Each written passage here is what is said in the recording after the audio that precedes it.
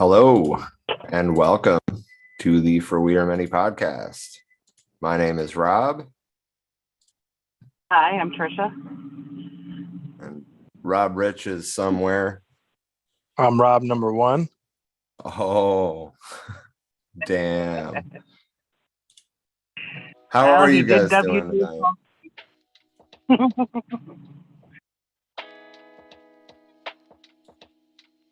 How are you guys doing tonight? I'm all right. So, I'm just fit in. Just all right. Can't share my screen right now. I'm kind of caught up in something, but joining in anyways. Right on. Anyway, we will be your hosts for this evening. It's been a little while since we've done one of these. I think it's been since January, actually. Yeah. So, time to make that right. We're starting off March right. So we've got East Palestine, Ohio, right? I don't think anybody believes the official narrative of what's going on there. Even local media outlets have been covering that things aren't exactly matching up with what the EPA said. And I'm also just going to use this opportunity to again say that the EPA said that the water in Flint was safe. Right. We all fucking know that wasn't true. Right. Anyway, little bit of climate coverage. There's been some weird weather going on lately with, like snow in Tucson, Arizona, and we got 5 inches of snow one day and it was gone the next because it didn't stay cold. It's just been all over the place. So yeah, we're obviously going to talk about that. And then, a little bit of good news. Some neo-Nazis can't find lawyers. I found that most entertaining when I saw that today. Like, nobody will defend us. Like, no Right. shit. Right. Oh, nobody's going to defend our right to hate speech. Surprise. Right. And apparently, since it's a civil trial, not a criminal one, they're not even entitled to a defense for the state to provide one.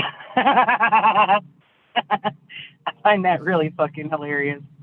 That's karma for you, bitches. Yeah, but I also don't want to lose sight of the fact that anything that is done to them will inevitably be done to us as well. We don't put out banners of hate speech, so there's that. No, but we do advocate the silencing of Nazis. They don't want them to be silent. They just want them to take less inflammatory rhetoric.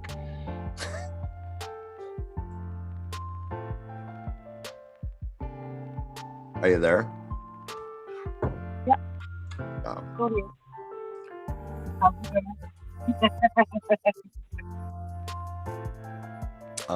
Let's see. So what do we want to start with? Oh yeah, and the homeless lady who died in police custody because they removed her from the hospital. The hospital called the police and said that this lady wouldn't leave. And then she died in police custody after she had a stroke.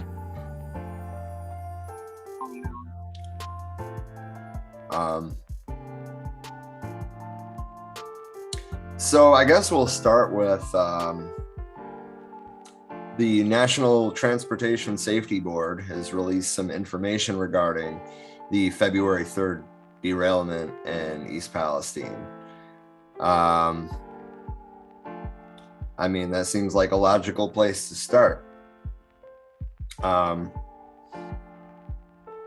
So according to the press release, the safety board has been looking closely at the aluminum protective housing covers that were used on 3 of the vinyl chloride tank cars that derailed. Some of these covers are believed to be almost 30 years old. On February 22nd, NTSB investigators finished their damage assessment inspections of the 11 hazardous materials tank cars that derailed, including the 5 carrying vinyl chloride. I'm going a little bit off topic here, but I just want to remind everybody that the EPA was testing specifically for vinyl chloride, not the other hazardous materials that were spilled and not the byproducts from burning them. Anyway. Right. And that presents its own problems, because when you burn chloride, products of that are phosgene, which is a very toxic gas that was used in World War I, because it's neurotoxic, and also when you breathe in phosgene, it stops your body from being able to uptake oxygen into your bloodstream and from being able to get rid of carbon dioxide, thereby killing you. And the other byproduct is hydrochloric acid once it hits water. Appetizing, huh? So, like, burning that was one of the dumbest things they could have done. Well, I mean, I do think that the first responders that were handling the situation were put between a rock and a hard place. I guess I just want to make clear that, like, the firefighters did the only thing that they could do to prevent an explosion. I'm not necessarily saying that they were in the wrong for that. I'm saying that the fact that they didn't evacuate a bigger radius, the fact that they weren't testing water until, you know, much later when the public kept bringing attention to it, the handling of it is what was fucked up. I mean, lighting it on fire to prevent an explosion may have been a better option at the time, but the follow-up hasn't been there. Right. The fact that they even, everybody, it's safe, come on home, is fucked.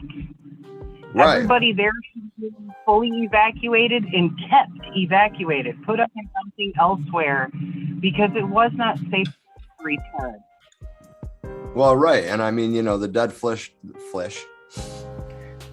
flowing down the river should have been an indicator of that. Right. The countless dead pets and wildlife on top of that, yeah.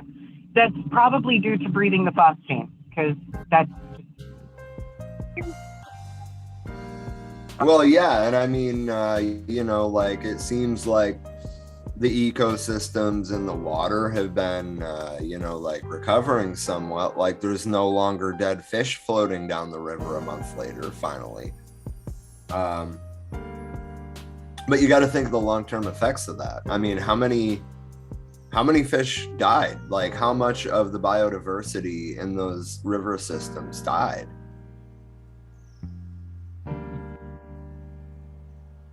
You know, like, I mean, even like the people that are going out and doing testing, you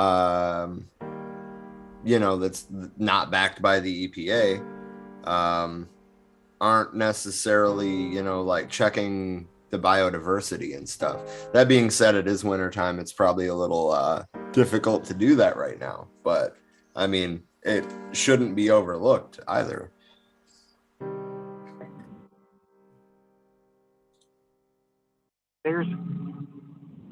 When something like this happens, it's a huge chain reaction in the entire surrounding environment. Absolutely. So investigators discovered that 3 of the examined derailed vinyl chloride tank cars were made in the 1990s with aluminum protective housing covers. Based on damage assessment inspections of the cars, the NTSB is worried that aluminum protective housing covers on some tank cars melted when pressure relief devices vented burning gas to relieve tank pressure. Vented. I mean, it was slightly less than an explosion, like, as opposed to a pressurized explosion. It was still pretty close. It still threw off a fucking mushroom cloud. I think they're being too kind with the wording of vented. Anyway, the preliminary examination showed signs that melted aluminum may have dripped into some PRDs, which would have affected their performance. Properly function PRDs, that's the pressure relief devices, thus reduce the potential for a large-scale tank failure. When a tank car is exposed to fire conditions and its contents are heated, the pressure inside the tank rises, which can weaken the shell. PRDs are intended to regulate internal pressure by releasing small quantities of material and reclosing under normal conditions.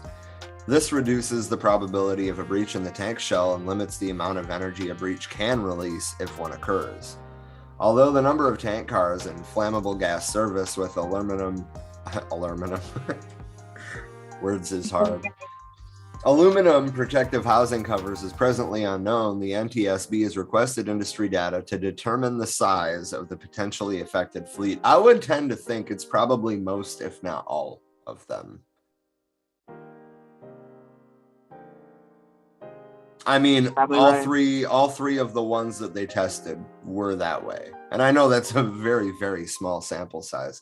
But aluminum is a cheap metal that is not designed. They fucking melt it. Do you think they're gonna try to shift like the liability onto the first responders? I mean, to be honest, I've seen some rhetoric online that very much felt like that. Because you just think about if that's the case, then if there's any type of class action lawsuit, is it going to be put on like the state opposed to be put on what is it? Who's backing them up? The big corporation at BlackRock, is it? I don't know. Who's the? Yup. And then it's like, because if you think about it, right? If they were going to accept responsibility that they were at fault, then I mean, I think at this point it would probably be proactive to try to find a way to get people into like moving, right? To get them into better housing, move them out of state, whatever. Like buy a freaking apartment building and rehouse these people that are going to be affected of it, because all the medical expenses and stuff, deaths and everything else is going to come, like insurance claims is going to come down the line from this is going to be like through the roof. But well, yeah, and that's the thing too. Like, I mean, I've seen people on the internet like claiming that like, oh, the governor made this call. No, the first responders informed the governor, this is what we're doing. Like, I don't know. It's not like the train company made that call. I mean, they made the call to neglect the equipment to the point where this was even a situation. And therefore, the class action lawsuit should be firmly on the shoulders of Norfolk Southern. But,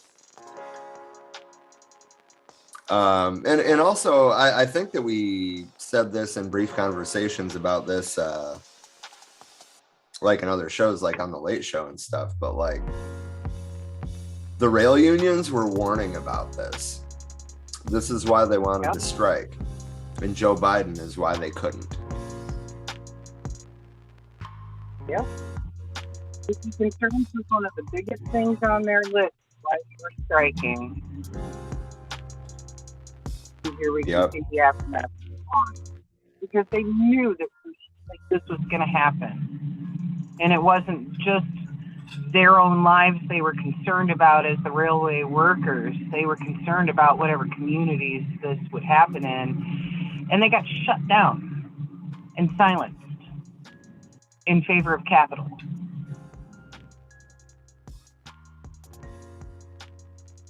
It's fucking shameful. Stonecasters in the comments said BlackRock fucking owns everything. That is so true. Yep. The two largest shareholders of Norfolk Southern are BlackRock and a BlackRock subsidiary that I can't remember the name of right now. But there's a handful of major corporations that are all owners of Norfolk Southern that all should be held responsible for this.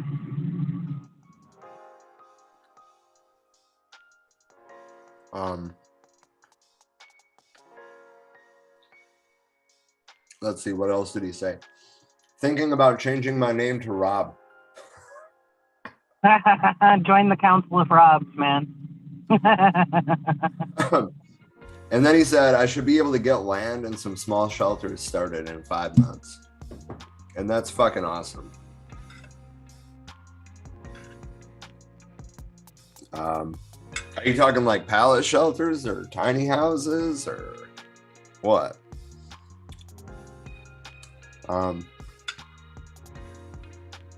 So the EPA is also requiring Norfolk Southern to test for dioxins. And this is today. This was this afternoon that the EPA told Norfolk Southern that they have to, test for dioxins. It's a month after the derailment. You know what never fails is the fact that capitalism could commodify anything, even disasters. They will find a way to turn a profit on this. It could be a hurricane, it could be police brutality, it could be any of these issues that get turned into a situation where somebody's making millions off of it. Yeah. Hell, just think how much money the medical industry is going to make off of this from all the people getting cancer just from the vinyl chloride exposure. Yeah. And then imagine anyone who's been around the area, the life insurance policies and everything are going to start going up, funeral costs, all these different things.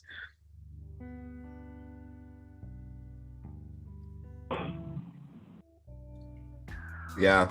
So the fucking railroad company wouldn't have to spend the money to update their equipment and maintain the tracks properly even.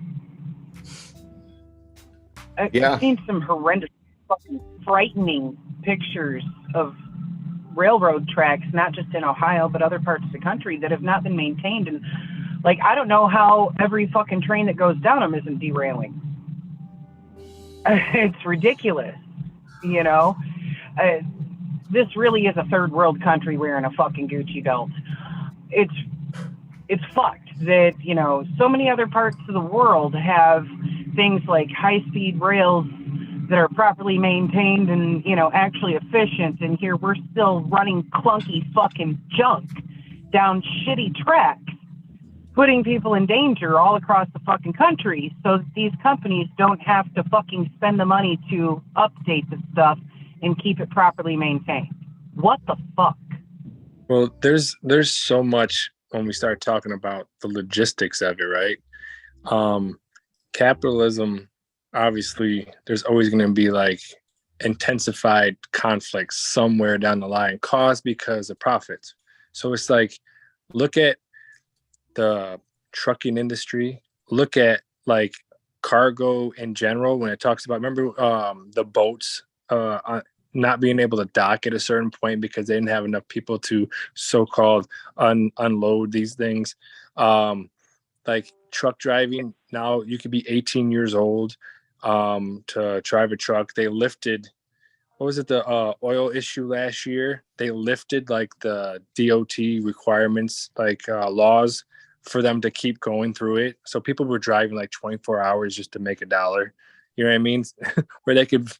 where this stuff was illegal on any regular time. Like, and I just think about all the issues that come out of just like forcing people to go to work for someone to make a profit. You remember, this sticks out to my head. I know this is a controversial topic, right? But you remember with the truck driver that his brakes went out in Denver or in Colorado a couple years ago, and then all those people got unalived. Well, one of the reasons why this person was never trained, you know, he wasn't trained to be in that because training cost money. And he just literally got put into a truck and figured it out on his own and end up causing a huge catastrophe. And that is, I think it was like 14 people. Yeah, it was like that. I don't remember the exact number, but it was bad. That poor kid didn't even know how to use the off-ramps going off the expressway through those mountains that are made for slowing down and catching runaway fucking trucks because he wasn't properly trained. He's just a kid. He's like early 20s, and they tried to hit him for murder or manslaughter, vehicular manslaughter, because he wasn't properly trained. Yeah, no, exactly. And so which should go back on the company. I'm sorry, that's all I wanted to say. Yeah, and that's what happens. This is what they say. They say, well, this person, everyone's always trying to shift the blame around and around, but when it comes down to it, right, if I am a capitalist and I'm providing the means of production, there needs to be a way that I make sure that the laborer knows how to use the means of production.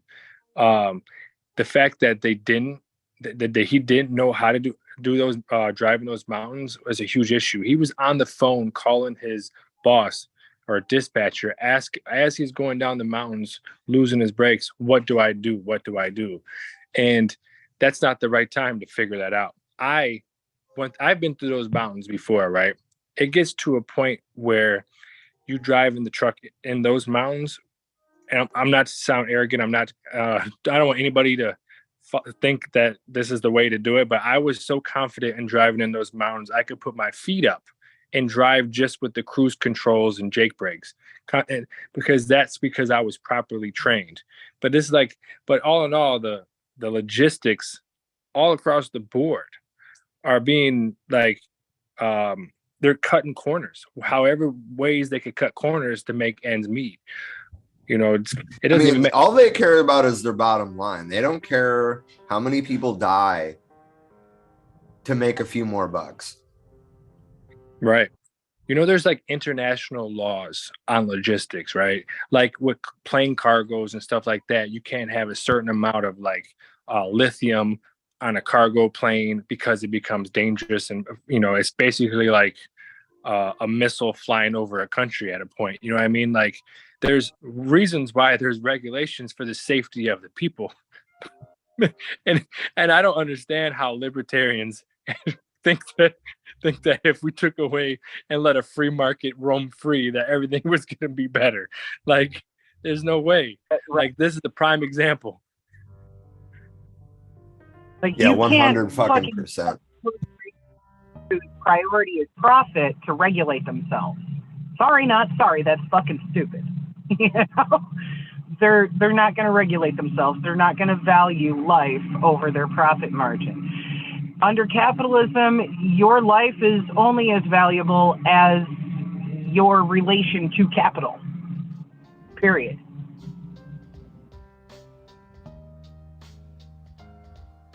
Yeah. And in every other aspect of this, I think we do the same things within our own lives, that we trying to make a means of subsistence, that we try to cut corners to survive. And it's a byproduct of that. For example, if you're offered, right now, insurance on houses and insurance on cars is going through the roof because the so-called cost of prices of everything is going up, right? So now what do? Instead of having full coverage on your car, you opt out to some lower coverage where basically it's no coverage at all. You know what I mean? And now you put yourself in a predicament. If you crash, now it's a problem. Or you're driving in the wintertime with tires that have no tread on them because you can't afford it. Now you're a hazard just going to and from work. These are all the conflicts that come out of this. It's from top to bottom.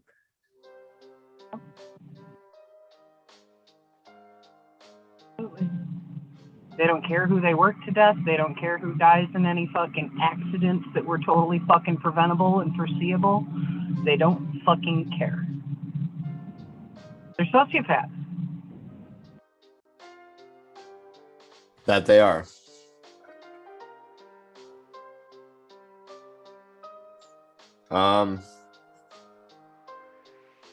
Rob's waiting for another one of us to talk so he can take another bite. Why you gotta call me out like that, dude?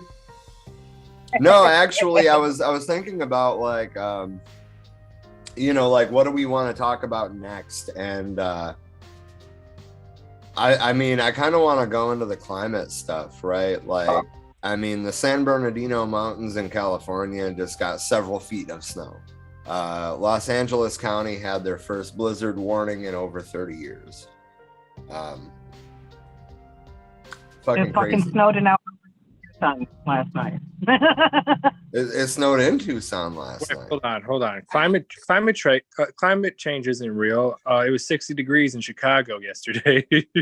While it was snowing in Tucson.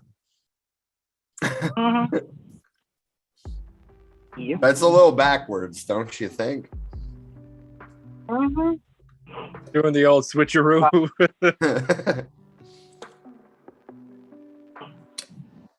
Anyway, I got a ABC news clip about it pulled up that I'm going to share. We're going to watch it together, guys.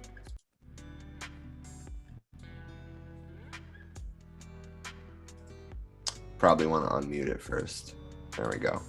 Well, the San Bernardino County Mountains are seeing its first blizzard in decades. These icy conditions have now led to multiple highway closures. Eyewitness News reporter Shayla Girardin live in Lake Arrowhead this morning where the snow is coming down hard. Good morning, Shayla. Irene, you said it. That snow, it just keeps falling. We had a little bit of rain this morning, but it quickly turned to snow, and it has been going nonstop. We've got a snowplow behind me up here. He has been working all morning long. Did she say nonstop? Fuel up, and look, you can tell just how much they've been working. Over here on my right-hand side, you can see two massive piles of snow, and that's just from this parking lot. They've been working to clear these roadways, and what's so dangerous about the roadways, why they're shutting down all these highways, is even with those snowplows moving through here working to clear the roads, you can see all of this that I'm standing on is still covered in that blanket of white. That is because this snow just keeps falling down, and with that little bit of rain we saw earlier this morning, underneath me, underneath all this white, is a layer of ice. So really an ice skating rink for any cars that are hitting the road. Again, like we mentioned, closing all major highways into the area. You can see over here, it really is a winter wonderland. We've got a little bit of cleared roadways right there, more piles of snow. It's even hard to make out some of those trees in the distance just because visibility also really low due to that snow and a little bit of fog. Up here on my right hand side, this is really the story of the morning. Everyone is feeling this. Car after car completely covered by that snowfall. You can't even tell, but there's actually a stop sign right here on my left hand side. The snow completely blocking it. So what it means for these travelers, they're not going to be going anywhere anytime soon. Some of these cars, you can't even make out the makes or models of the vehicles because they are completely submerged. We've got a couple of them that you can only see the windshield wipers. So again, all of these conditions come together really as they focus in dangerous on conditions a Jeep. On the roadways. They are asking everyone to steer clear. Of course, those snowplows still working to clear the areas, but with all this rain and snow continuing to come down, not making too much of a difference just yet. With that, I'm going to toss it back to you two. Wow, My goodness. I know.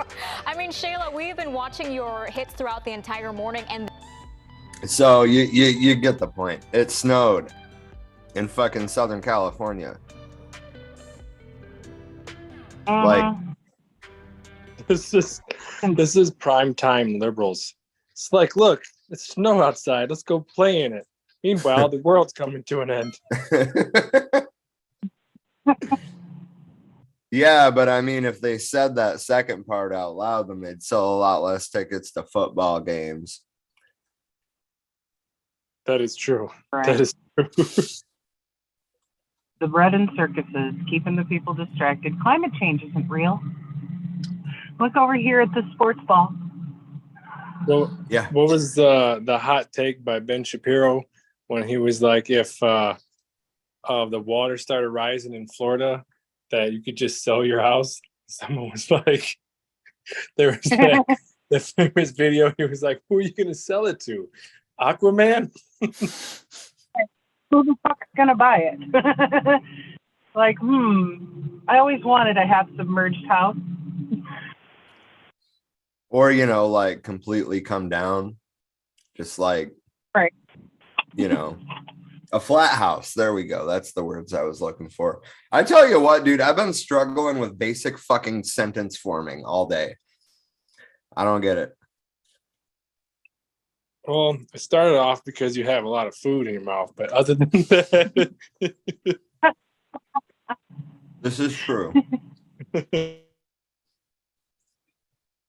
But this is a peanut butter cookie.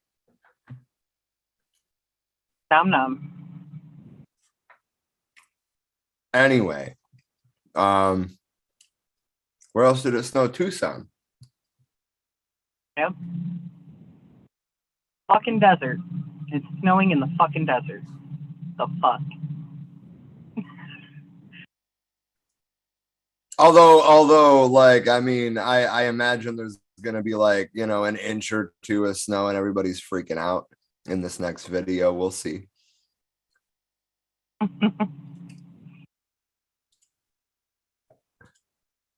Ah, there we go.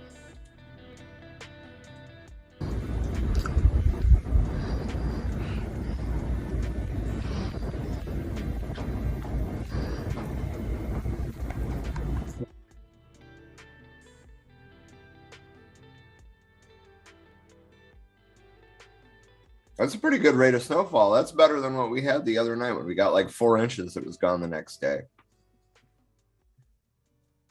Well, that's up in Prescott too, where it would be kind of expected. Well, I'm yeah, curious. I mean, it's not super common, but it definitely isn't, you know, like Tucson. Right. That's at least super high elevation where they do typically get some.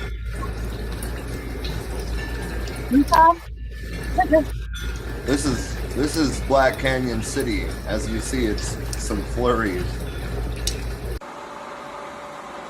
Prescott Valley. Yeah, again, I'm not too surprised by that. The pool's not even froze over. Mind you, Prescott Valley is still, I think, around about 3,500 foot elevation. So not totally out of the ordinary, but heavier than usual. Right.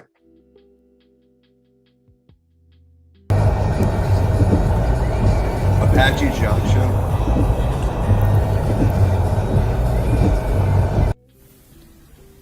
Flagstaff typically gets a bunch of snow. It was a pretty good dump, don't get me wrong, but they're used to snow.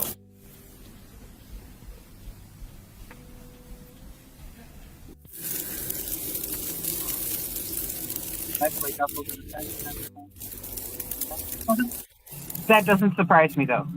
Flagstaff is.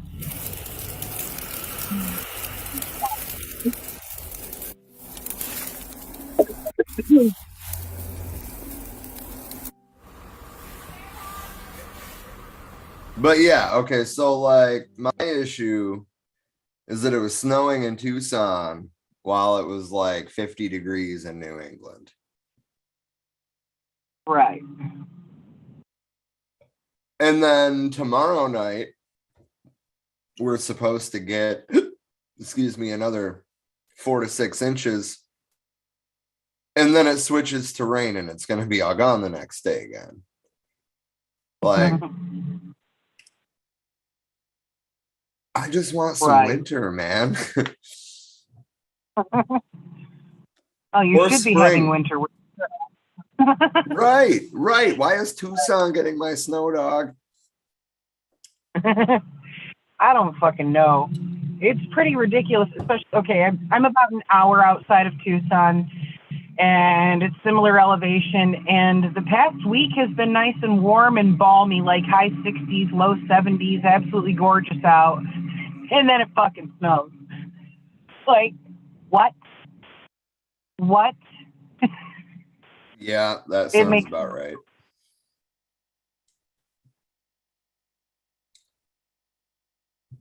Wasn't there a Derico last week too?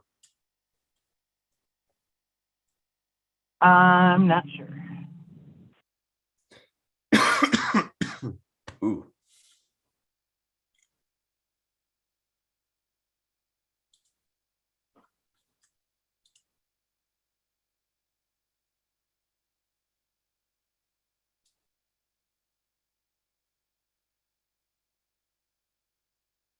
Oh, live? Okay. Hold on. in that area do not need to worry about having to get to school when they are seeing so much damage. So let's now go live out to the scene where Will Nunley joins us now live from Pickens, Texas. Will, you just heard the statement that was released by Dr. Bauer, of course, superintendent of the school district there. What are you seeing on the ground? You know, we've just had a few minutes here to meet some of the folks that have just experienced this storm, because they are trying to race against the clock right now before this second line that we've been tracking roaring in here is going to be affecting them once again, possibly adding to the damage that they're experiencing. A couple things I want to point out to you. Somebody could tell me in the ear, by the way, if we have that sound bite ready. But what I want to show you in the distance here are some of the homes that have been affected by this. We have about 5 or 6 homes in this immediate area that have been damaged by this. The home that we see here on screen right now, the entire roof is gone. And so what we just met Shirley a few minutes ago. She was telling us that they just had an emergency delivery of a storage box. They're trying to get everything out of their home. Take a listen as Shirley describes what they've been through here this evening. And I could hear the roaring of the storm, whatever it was, and all of a sudden the garage, which the car was parked in, just come up off the ground and went flying in the air. And I mean, everything, it settled down, and we looked out here, the roof was off the house, the garage was gone, the storage shed back there, the kids had a trampoline, and everything had blown away. She's saying that she is thankful for everyone's safety here tonight. Again, no reports of injury here. They knew this was coming. They were seeking shelter. And so now they're trying to race against the clock. You see all the family, neighbors over there really trying I mean, that's some crazy shit. I guess March is coming in like a lion for those in Texas. Yep.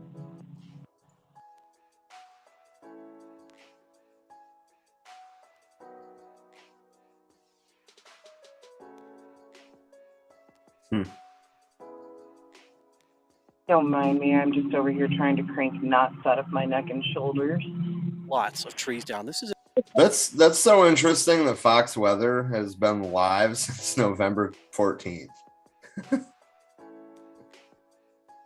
Oh, wow. Round the clock coverage. I guess. Jesus Christ. Can you imagine just like being live for 5 months? No, I don't want to. Yeah, no, me either. I haven't looked at the comments for a while. Let me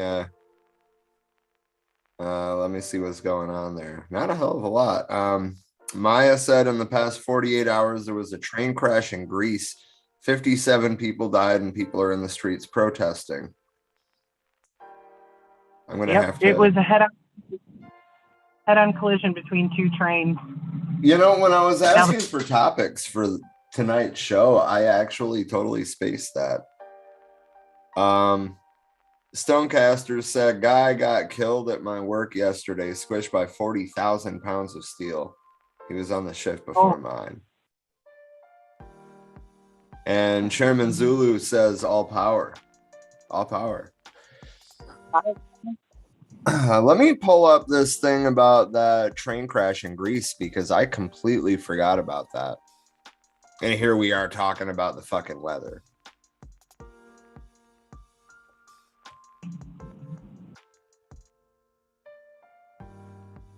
It's okay. We're all ADHD. We can sporadically jump from topic to topic. It's all good. Yeah. So the Guardian has, I'm going to pull up a story in a minute, but the Guardian has a video of just drone footage, you know, going over the wreck site. And I want to bring that up.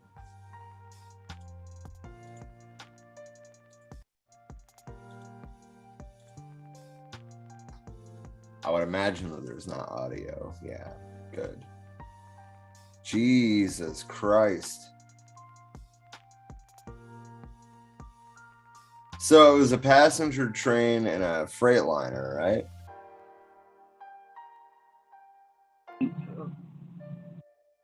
And from what I was told, the people are straight up rioting, beating the shit out of the cops in the street over it. And I don't blame them. I mean, how does something like this even happen? Like there's supposed to be safeguards against shit like this happening.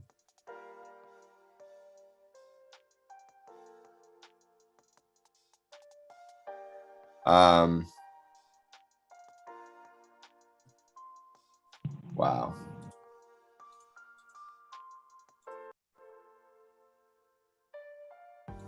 That's absolutely. At least 36 people have been killed.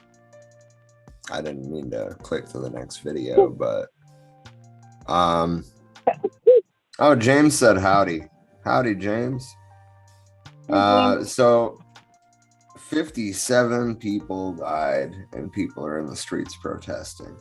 Let me pull this up on my computer so I can click that link that Maya sent. So, oh God, I heard myself back. I hate that.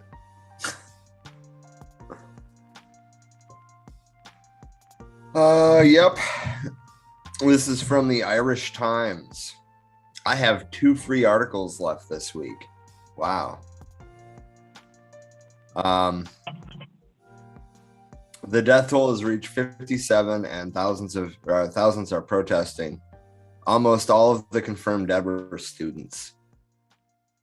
Thousands of Greeks have taken to the streets for a second day of protest as anger mounts over the loss of life in Tuesday night's head-on train crash.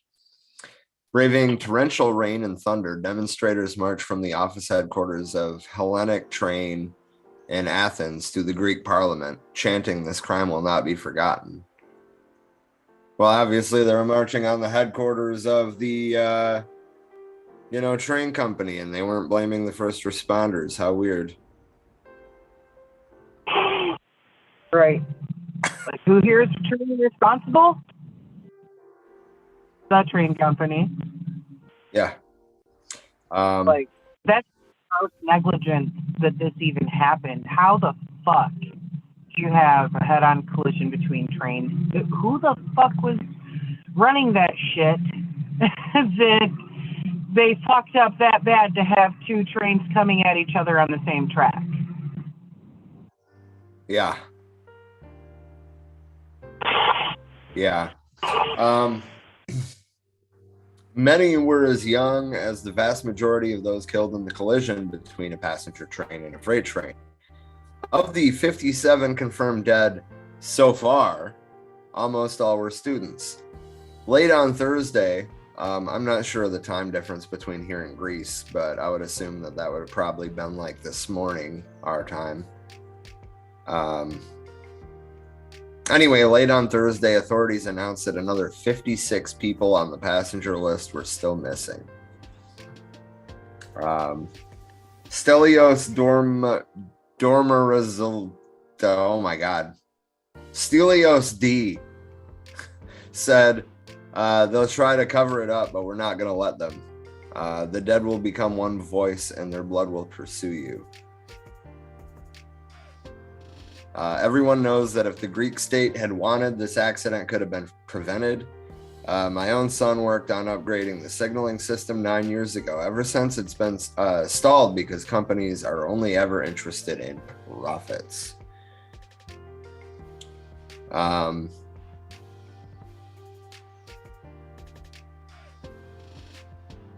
In the first public admission of the problems plaguing the railway network, America in the fucking early 1900s had a vast train system, right? And I'm not going to say that nothing like this ever happened, but the point is that they didn't have signaling systems. They didn't have radios, and I'm willing to bet that it wasn't very common.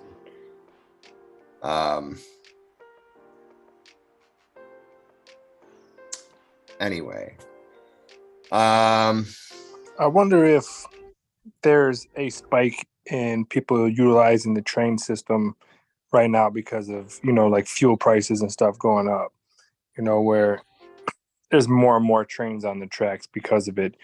Just a thought.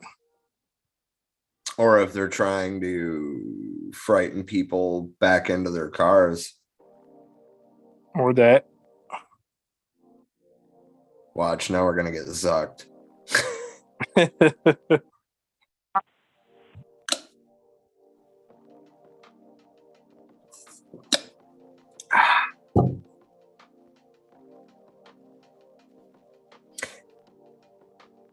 I mean, they've got like some pictures in here of the, you know, them using a crane to pick up pieces. And I say pieces like it's mangled bits of frames or a chunk of a body of a car. It's not, you know, like they're picking up full train cars. Like both of those trains are fucked. Does it happen to say how fast either of them were going? Not that I'm seeing. That's one hell of a fucking collision to just completely annihilate those cars. Yeah. The search is expected to continue in the days ahead. Any prospect of finding survivors has all but evaporated. Temperatures would have exceeded 1,300 degrees in the front two carriages when they exploded into flames. Witnesses who rushed to the site of the accident, 235 miles north of Athens, discovered a scene of devastation. Passengers who managed to flee the train or were evicted through, what the fuck? Words, man. Ejected through carriage windows spoke of chaos and panic. One survivor described the terror of having to make a split-second decision of either being burned alive or jumping and breaking all my bones. She was among 66 injured people taken to the hospital. At least 6 of the wounded are on life support. Wow. The grim process of identifying the victims has been made more complicated, according to media reports, because forensic scientists, for the most part, have only had incinerated body parts with which to work. Relatives desperately seeking loved ones who have had to provide DNA samples so that corpses can be matched and handed over to families. The health ministry said relatives had been prevented from seeing the bodies for psychological reasons.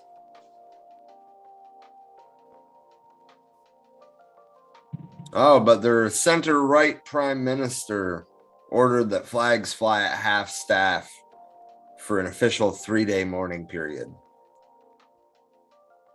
Pandering that doesn't do anything to help. God.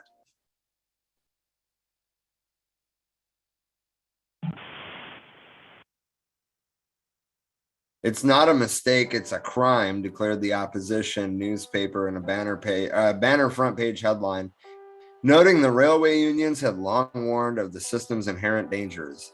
Wow. Who would have thought?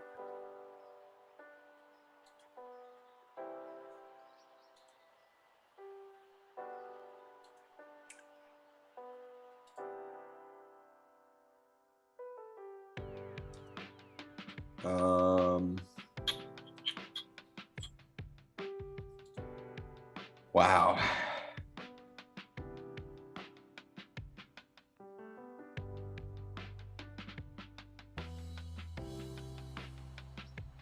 Wait a minute. Okay, so a recording of the communication between the train driver and the station master, which was published on Proto-Thema website, suggested the latter told the driver to continue past a red signal.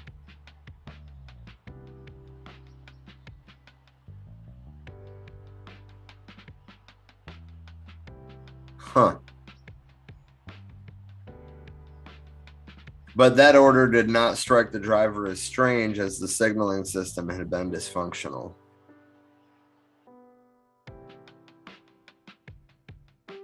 Wow.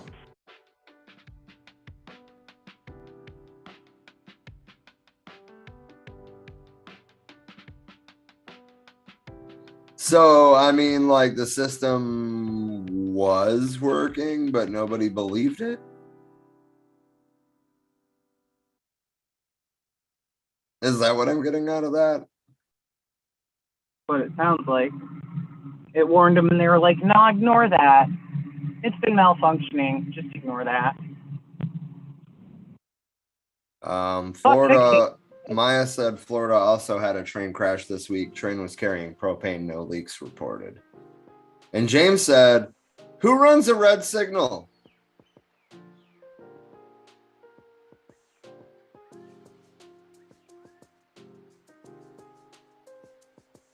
Apparently, Greek train drivers, when they're instructed to by station masters that hopefully don't have a job anymore.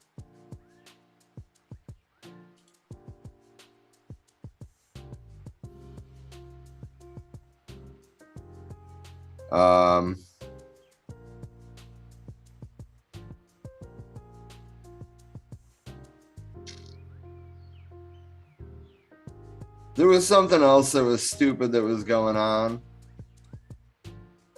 Well, wasn't Congress doing something fucking stupid? Congress is always doing something fucking stupid.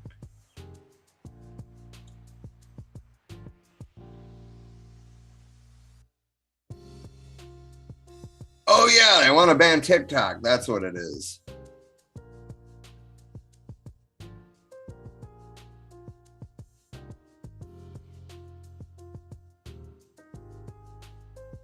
Also, hashtag resign is trending. And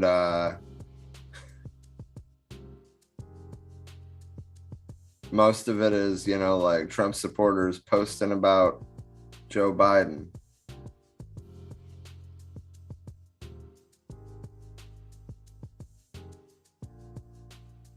I have so not been paying attention to anything what has to do with the elections. So I don't know what's going on. Is that I mean, I really haven't been either. Isn't there another presidential election by the end of this year? 2024. That's next year? Yep. Oh. But yeah, so Congress is trying to pass a bill that would overturn, I believe it's called the Berman Act, which is what keeps the United States from banning books from other countries. I mean, not that we're surprised. I mean, we already have so many genocidal fucking sanctions in place. It's only natural that stopping the flow of information is the next step. And, well, I mean, you know, there's a lot of Generation Z that isn't afraid of socialism that's on TikTok. There's a lot of, you know, like not mainstream political ideas on there in general floating around. And I don't think that they like that. And, you know, like it's really just like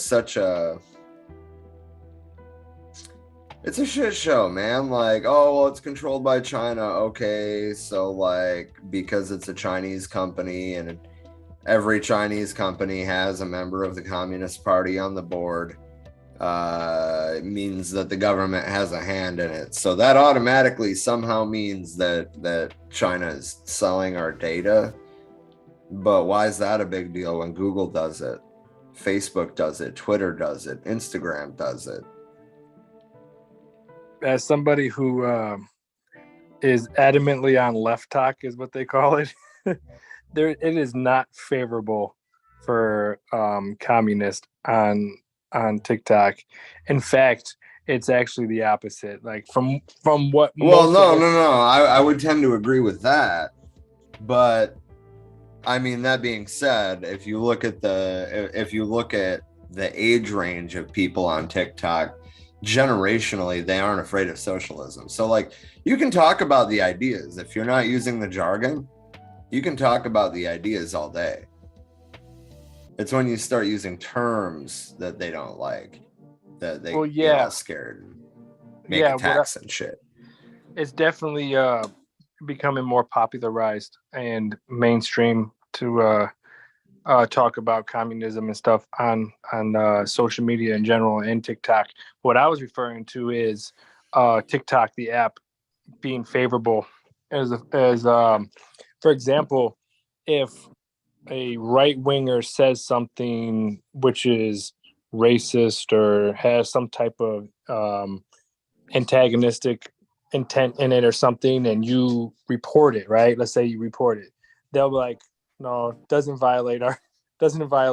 But if you tell them like to shut up, then they flag you for harassment and bullying. It's like, what the? Yeah, well, I mean, look at Facebook though. They've done that same shit.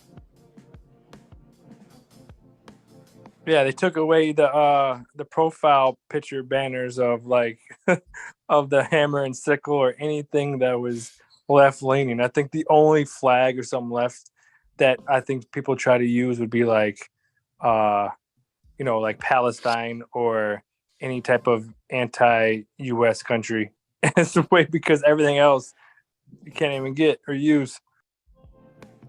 Right, yeah. Zen, I know that you sent a link about them fucking Nazis that can't get lawyers. Yeah. Chris Hood's probably crying in his fucking beer right now over that one. He's the leader of NSC 131, and he's been in and out of court in the last year for quite a few things. This just being the most recent of them, and yeah, I found that quite humorous that nobody would take his fucking case. Nobody. You know what's going to end up happening, though, right? There's going to be a GoFundMe. There's going to be a GoFundMe for these guys, and then they're going to get like all this money dumped into them to get legal fees, just like with Kyle Rittenhouse or any of the other people who get finances from these people. Yeah. There already was. It wasn't on GoFundMe, though. It was on a different site that doesn't care if you're a fucking racist piece of shit, and they'll let you crowdfund on there, even as a Nazi. And he actually did get a shit ton of money donated, but no lawyers will take his case. They don't care how much money he's offering them. Everybody he tried to approach to take his case refused. And it has to be somebody from New Hampshire as well. Like they have to be able to practice in the state of New Hampshire. Because, apparently like what's fucking him up is that his Boston lawyers can't represent him.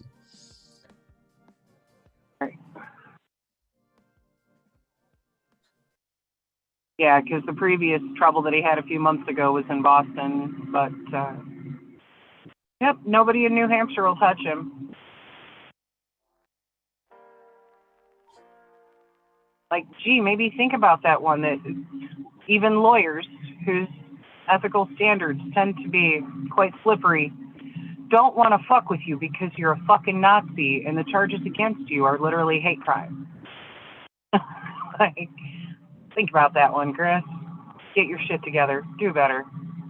Maybe quit being a bigoted piece of shit.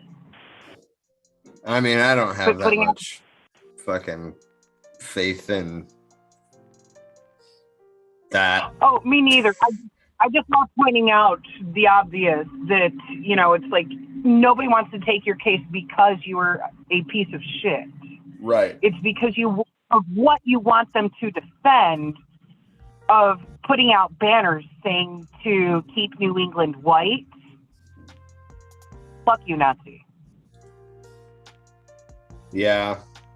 I mean, I would imagine it's only a matter of time before they're putting out anti-Semitic propaganda about how none of the Jewish lawyers want to aid him in their oppression. Right. I mean, this dude is one of these clowns that goes around talking about white replacement and all of that shit.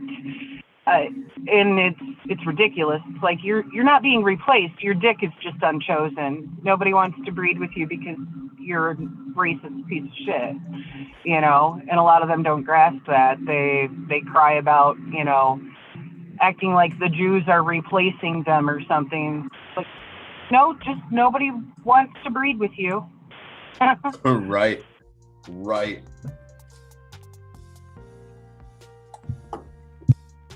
Like that whole white replacement shit is nothing but a fucking delusion. They're falsely claiming genocide because they're too stupid to understand what the word genocide means, which would be if somebody was going out mass murdering white men, and that's not what's happening. They're just being denied by any women that they try to approach. Pretty hard to find Nazi women. They're not exactly very common. But I've seen a lot of this, and this is where a lot of that overlap comes in between neo-Nazis and incels. It's like, you know, maybe the problem isn't everyone else. Maybe if everyone is like, no, I want nothing to do with you, the problem is you. The way you think, the way you speak, the way you treat others around you, not being appealing to any fucking body, you know? They don't want to consider that one. They think they are victims of being white. No such fucking thing. Yeah. Anything from the inception of this country that's been in favor of white men that is somewhat being rolled back at all is somehow a threat into to their existence. Like, what do you mean? What do you mean? Like you think about like all the naturalization acts, immigration laws, like marriage laws, voting laws, like go down the line, and it's pretty consistent. And just to roll back some of them, and where it goes towards some level of equal rights under this garbage constitution, but you know, it just rolling stuff back literally is what they're getting all bent out of shape. Literally, it could be the education system, right? Oh, they want to teach about Black history in school. Oh no, we have to shut down the woke culture in Florida. Like, what? Yeah. And it's funny, that was actually one of the first things that this specific neo-Nazi group was protesting against up in New England too, was going to schools where none of them live in the area, none of them have kids attending these schools, but going to the schools and protesting against CRT being taught because they wanted to cry, because actually discussing real American history does involve discussing the white supremacy and actual genocide of indigenous and Black people and enslavement and the whole fucking 9 yards. And they're like, fuck, we can't have you making our ancestors look bad. And it's like, get the fuck out of here. You know, they claim it's anti-white to talk about how white supremacy has oppressed every fucking body else for the entirety of the history of this country. And they're like, wait, we got to whitewash this shit harder. And like, it's fucking ridiculous. Like, oh, you don't like reality being talked about because it hurts your feces? Get the fuck out of here. And you know that, like, something I wanted to bring up, the terminology like radical has always been like, it would be, try to use the term, but it's like equal, it would be equal to like marginalized people fighting for their liberation. So like if you were a white radical, you're like in the same boat as, you know, a marginalized group fighting for liberation. And the fact, I just bring that up because like when we talk about like anti-capitalism, right, that how the right-wing workers will put their lives on the line to defend capitalism because they equate that as being somehow having a system that is leaning towards equality for everybody, and they just can't have that. Even though they're not rich billionaires, they don't want it where there's people that are equal in their means of living. You know what I mean? Like if there's, you know, if there's no hierarchy of white supremacy, it's a problem, even though they're not on the top of the pole themselves. Right. And it's like, come on, you fucking clowns. Human rights are not a fucking apple pie. Somebody else getting some doesn't mean you get less. You're just not being held on a fucking pedestal with everyone pretending as if all of society should revolve around you as a demographic. Yeah. What the fuck? They really have deluded themselves into thinking that other people in oppressed groups having legally protected human rights acknowledged is somehow demoting them. Like, where the fuck did you get that from? Right. So I was gone for a couple minutes. James said, yeah, you said it, Rob Rich. I don't know what you said, but you said it.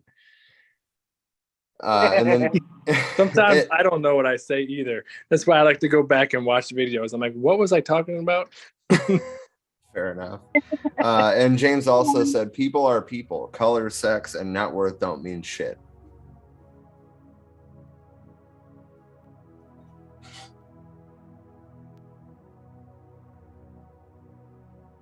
Awkward silence. Oh, I got the baby in my hand. Yeah, I mean, everybody's identity should be respected and stuff like that. That's something that I put out there. But it's, that one thing, thinking that white males are more important, white heterosexual males are more important than anything else. It's that, you think about it, like since the foundation of this country, so-called country, has been, the white heterosexual males are the ones that could own property. These are the ones that are the, elite group of people, or you were only allowed to be the elite group of people. And then you look at like today, how that still is like prevalent within society where, if they're teaching, gay LGBTQ history or something like that, it's a threat to what we have established here, and they're trying to take away our rights. And it's just like what? Like it I don't know. I can't even wrap my head around how fragile these people are who think like that. Right. Mm-hmm. Like, or is they're trying to teach my kids to be gay type stuff, right? Where it's like, do you think like if you're in a room with somebody that's gay, it's gonna make you gay? Like maybe you should like learn about yourself a little bit more if you feel that threatened. Like if you think that's how it happens. You know what I mean? It's like right. It's crazy. You can't teach someone to be gay. You can't turn them gay. Either you're gay or you're not. Sexuality is a sliding fucking scale. And I love to stop bigots like that dead in their tracks with asking them when the fuck they chose to be straight and watching the fucking light bulb over their head explode because they can't pinpoint it. Why? 'Cause your sexuality, who you're attracted to, isn't a fucking choice. Yeah. No, seriously. Didn't Ron White have a bit about how everybody's a little bit gay? Like, it don't matter how straight you are, but everybody's a little bit gay. And then, like, they'll be like, no, man, I'm straight as can be, blah, blah, blah. And then he's just like, all right, well, when you're watching porn, right, do you want to see a chick getting railed by a dude with a tiny dick that don't know what he's doing? And then he's like, no, I like big, meaty You got me. All I know is, right? Every time that I listen to Elton John, I get a little bit gayer. That's all. That's all I got to say. There's the influence. We need to start going out and proselytizing the good word of Sir Elton John. Go start knocking on doors like, hey, have you heard the good word of Sir Elton John? Can we talk to you about converting to gay? Yeah, we're here to convert your family into being gay. Would you like to hear more? I mean, it shouldn't just be Elton John, though. I mean, you know, Rob Halford from Judas Priest is, you know, another. What's the word I'm looking? How did you just word it? I don't know, but I just thought about how they also equate communism to being gay. You know, it's like, you know what? They're trying to teach our kids communism and make them gay. Like, okay, so people, you know, season the means of production, like is going to turn into some gay orgy. Like, where did that come from? Like, I am economically bisexual. Thank you. What? That should be it. Are you? You're bisexual. You must be a sock dem. If you're not full blown communist yet. Like, no, full blown coming. Full blown. Yep. Oh, Just man. only halfway gay. Fuck. Oh, man. Oh, yeah, It's that's what I was. weird. Go ahead. I was just thinking out loud. They fucking movies they come up with. At least it serves for some entertainment. Yeah. So on to some happier news. A CPD officer has lost themselves in Chicago and is no longer with us. So now Chicago is a little bit more of a safer place.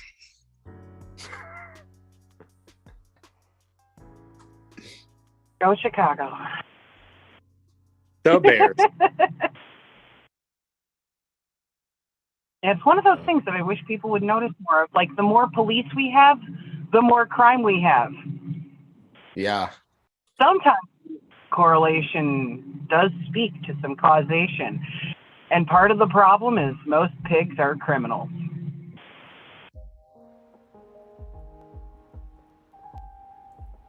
Yeah.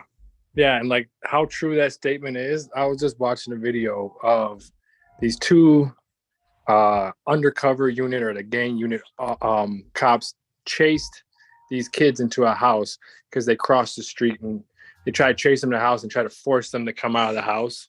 And how they say like the mom stopped them, the cops from coming in, and didn't want them to come in, and they made this whole big thing on it and want to charge the mom with obstruction and all this other stuff. And you just think about all the crimes that got tacked onto that because the kids crossed the street after going to get their little sister off the bus, right? And there's no crosswalks anywhere for like miles, and how crime was literally just created in front of you. Like they just made it worse. It's disgusting. Oh man, I just got a. Whoa. I'm on Twitter looking at shit from Texas because they're under tornado warning. And wow, that's awful sound. Let me. That sounds like you just stepped into the tornado. Yeah, no shit. But yeah, definitely, you know, tornadic activity.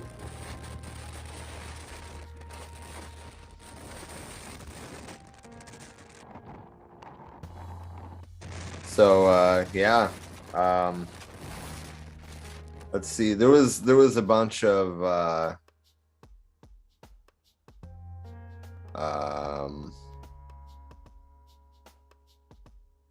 a bunch of stuff about it.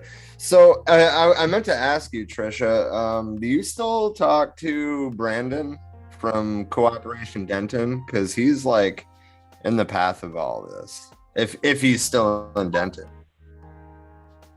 I haven't heard from him in a while either, so I don't know if he's still there or not. We should touch base with him though, see what's up.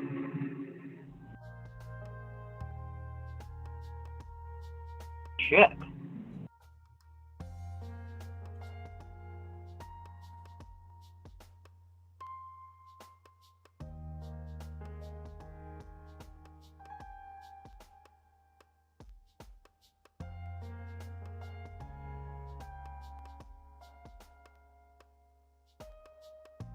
but it would appear as if there was like 80-mile-an-hour sustained winds with this system. Oh,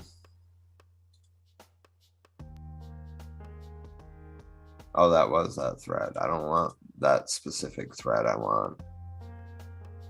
God damn it. I went back too far. I wonder if that's the system that blew through here yesterday, because holy fuck did we have high winds. I mean, I felt like I was going to get blown right off the damn expressway.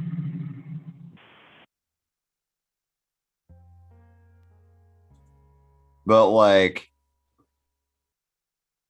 you know, definite tornadoes. And look at the size of that hail. My shit's still catching up here. I don't have visual yet. But this image is why I was asking if you still talk to Brandon, because Denton is right here.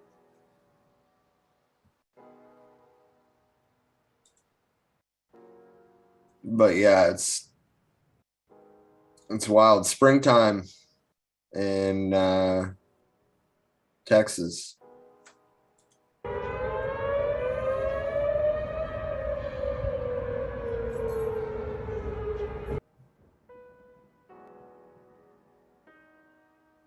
Oh yeah, this one too is. I don't need the sound. Shit. And that wasn't even a tornado. That's the 80-mile-an-hour sustained winds.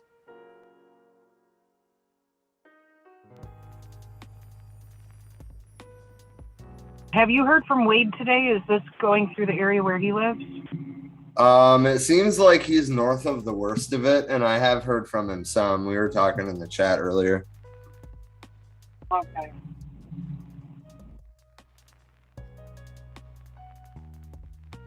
As I pull out my phone. Yeah, he was the last one that said anything in the chat, actually, at 8:07. I don't know, though. Do we have anything else to talk about, or? Oh, let me rack my brain for a minute.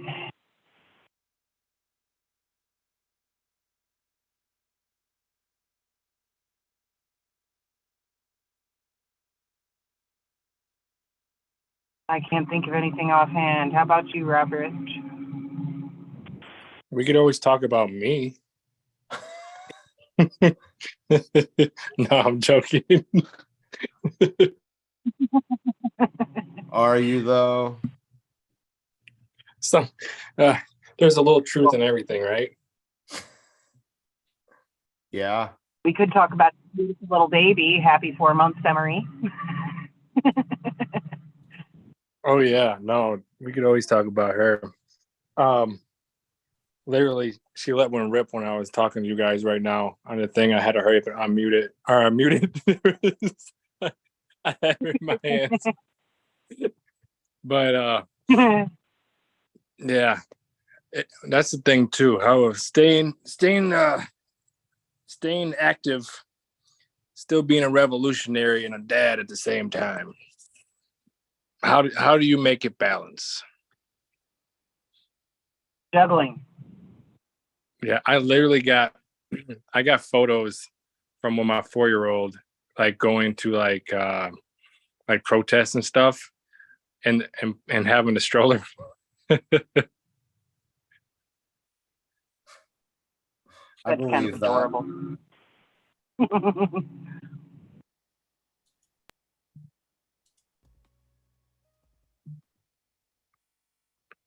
Yeah, all this stuff of Texas is just reminding me of was that last year when the electrical grid broke down, and that was 2 years ago. Actually, our first guest was the dude that was involved in mutual aid in the aftermath of the grid failure.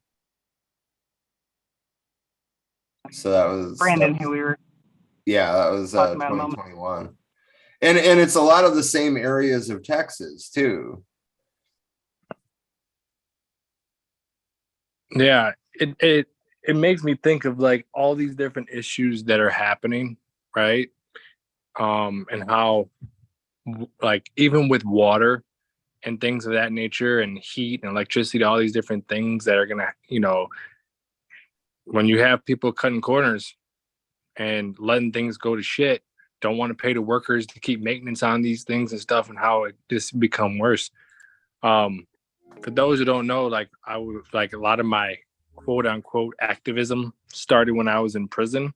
And one of the things that happened while I was in there was a earthquake. Well, or there was an earthquake, but on top of that, they built a prison like on land that was not like leveled and it was not sturdy and there was issues with it, but they built it there anyways, because it was cheaper probably. And one of the houses or multiple of the houses, they call them houses, were like cracked on their foundations and stuff, and it was causing pipe issues. But then there was an earthquake that caused more pipe issues where the water pressure was not getting up enough. So what they did was they shut off the toilets, and you could not use the toilet or flush the toilet until 11 o'clock at night, and you got 10 minutes, right? I will just going to say, I'm not going to get into details, but just know this, it was pretty disgusting how weeks of this and living like this, where finally there was somewhat of a rupture where we were not taking it anymore. And we started disposing of these things into the officers' parking lot. Like it was all over their cars, things of that nature. And then we refused to lock up. We were on hunger strikes. We did everything in which we could beside take it to the next level. And they finally started showing up and getting things fixed and bringing us water and stuff like that, because we didn't get water either. They gave us a cup of water a day. So this was just, I bring it up because these are like an isolated incident where it's just a small prison, which is like its own little ecosystem. But now what we're seeing is these cracks in the infrastructure of how the U.S. economy functions all across the board. So eventually these things are going to get more and more intense. So like, how do we as a people survive this, right? How do we as a people, what are we, like, you remember all the TikTok videos that happened after that Texas, the grid went down. You've seen people were going in their garages and suffocating themselves with the car fumes because they didn't know what they were doing, right? Where then there was a person I seen on TikTok show a video of like how you could heat up your room with a candle, right? The proper way. Like we literally have to start training ourselves and building these survival programs. So because this stuff is only getting worse. Yeah. Right. And one of the biggest issues with that was that their grid is privatized. And when it's owned by private corporate hands, they can neglect it as much as they fucking want and not be held to account because they've already bought off all the politicians who it would fall on to hold them accountable. And it's fucked. Like, where is there any accountability to the people who they're supposed to be servicing and instead are fucking over by not maintaining their shit? Go ahead. Even with the state, right? When it comes to the state and what they own and stuff, right? Because the state owns a lot of the infrastructures aspects of it. When like you think about it, right?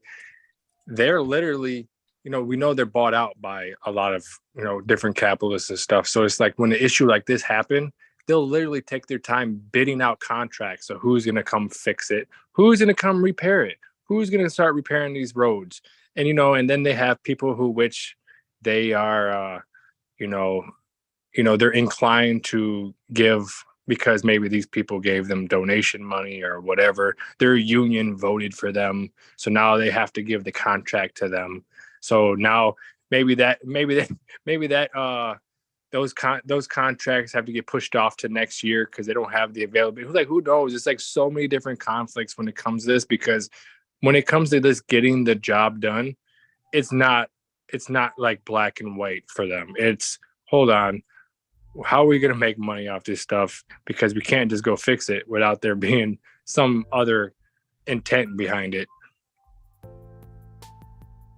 Right. It's everything being wrapped up in bureaucratic tape where if anything does get done, it's very slow to get done, usually too fucking little too late. And they don't give a fuck.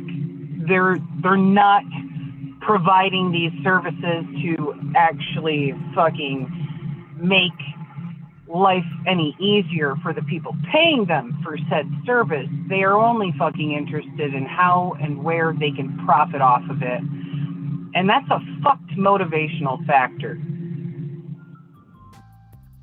They should have been more interested in making sure to get the grid back up and running and make sure people had power and actually, have the means to survive rather than worrying about where they can profiteer off of it.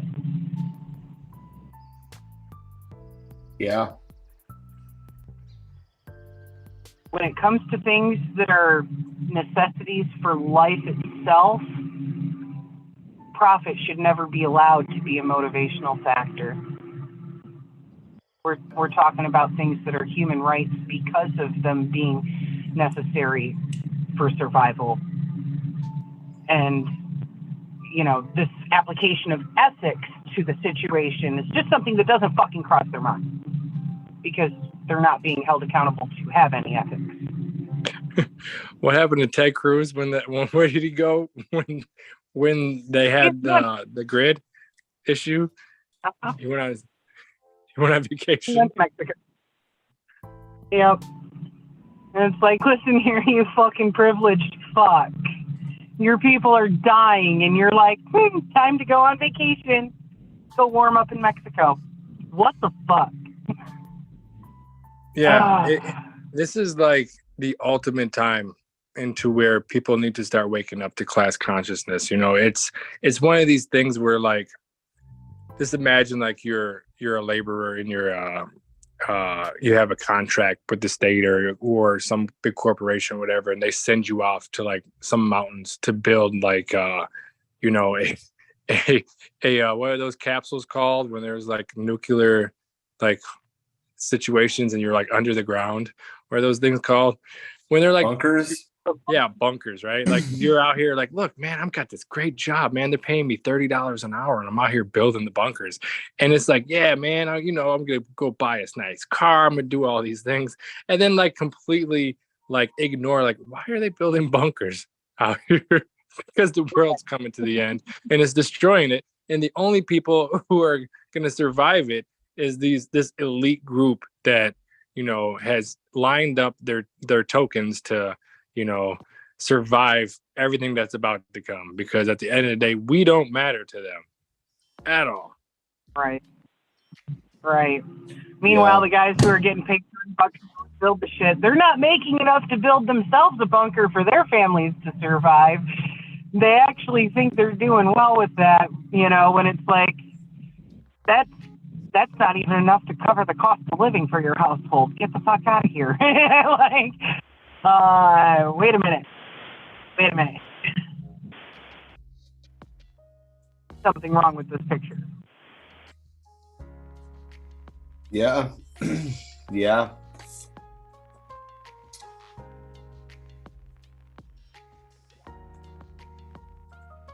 Rob, you look like you're getting the itis. Yeah. For eating all that corn. Corn? It wasn't corn, dog. It was macaroni and cheese and hot dogs. Oh, my bad. But like they were Kogel's hot dogs. Oh, now I'm jealous. Fuck, I haven't had a Kogel's in so long. I mean, but the Kogel's on the road people go all over Arizona in the wintertime. Haven't seen them though. I'd rather pulled the fuck over and been like, hook a bitch up. Fair. Buy a whole case. I miss Kogel. Rob Can't even get a probably quality. like, what the fuck are you talking about? Yeah, no, I'm good. Michigan. You don't know about Kogel's, dog? No. Enlighten me. Best hot dogs ever made. Yeah, well, technically they're Vienna sausages, not hot dogs. But when I say Vienna sausages, people tend to think of the canned ones, and that's not this. No, those don't hold a candle to a real Kogel's Vienna. They're basically like natural casing hot dogs that are, I mean, they're a Michigan brand. Well, I know Out they got here we Vienna. have we have soggy dogs.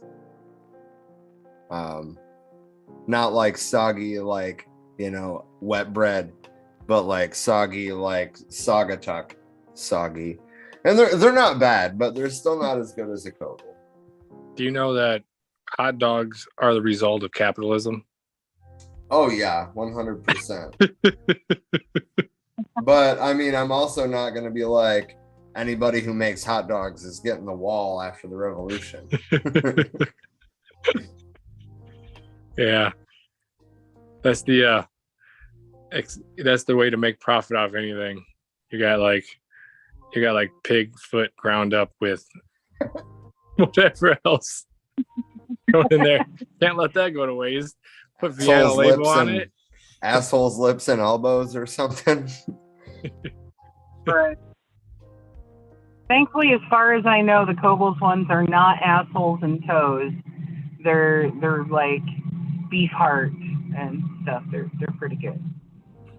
And speaking of the food industry, like what is Here we go. Check like what is the FDA allows, like how many like pieces of wood, how many pieces of like animal droppings that are allowed to go in like casings of food. Like there's like a ratio they have, and I bet at this time is like if they keep changing it, like yeah, we could go a little bit more, A little bit more rat shit. Yeah, they're all right. They're worried about the weather right now. They're good. You know what? Speaking of food, this brings to mind the shit that's going on right now. Okay, we're all aware already because we've discussed this a few times of like there being fucked up things that have happened at these massive chicken corporate farms where they're just stacked in cages, floor to ceiling, shitting on each other. Well, now there is a new strain of bird flu, H5N1, that has been working its way through not just chickens, but all kinds of, turkey, duck, you fucking name it, wild birds. It's spreading to other animals, and now they have confirmed transmission to humans. And, we really do have reason to be frightened right now of eating fucking chicken, which really fucking sucks because that is a staple in a lot of people's diet. But this virus is mutating and being contracted by humans. And it's probably going to be a hell of a lot worse than the last one with H1N1. And to make it even scarier right now because of the cost of eggs skyrocketing because of the shit that's happened at the fucking massive corporate chicken and egg farms, a lot of people who don't have any experience with raising birds have been going out and buying chickens to supply themselves with their own eggs and stuff. And I mean, I've seen some frightening shit. There's people posting like, hey, my birds seem to be really fucking healthy, but, this one chicken just dropped over dead for no reason the other day. Is it still safe to eat? And it's like, fuck no, it's not. This is a huge problem. It's going to get worse. People need to be aware of this and try to actually, learn more about how to raise chickens and stuff before they start taking on doing so. Because if you don't have your shit meticulously fucking clean in the whole 9 yards, you could be putting your whole family at risk. Well, and I mean, as far as like putting your family at risk, I mean, as with, any livestock, like make sure that after you make contact with them that you fucking wash, right? Soap and water goes a long way because, like let's say that you got you're cleaning out the coop, right? And you got some bird shit, right, on your hands or whatever, and you just kind of like rub your eye. Now you got bird shit in your eye, and that bird had bird flu. Now you have bird flu shit in your eye. This is like another plague happening over again, like just the modern day version.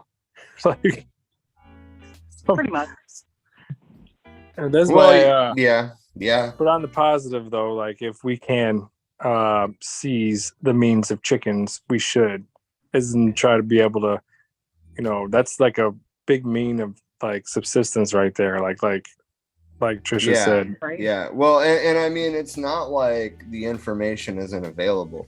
There's a lot of good books on raising chickens or on homesteading that include a lot of good information on raising chickens.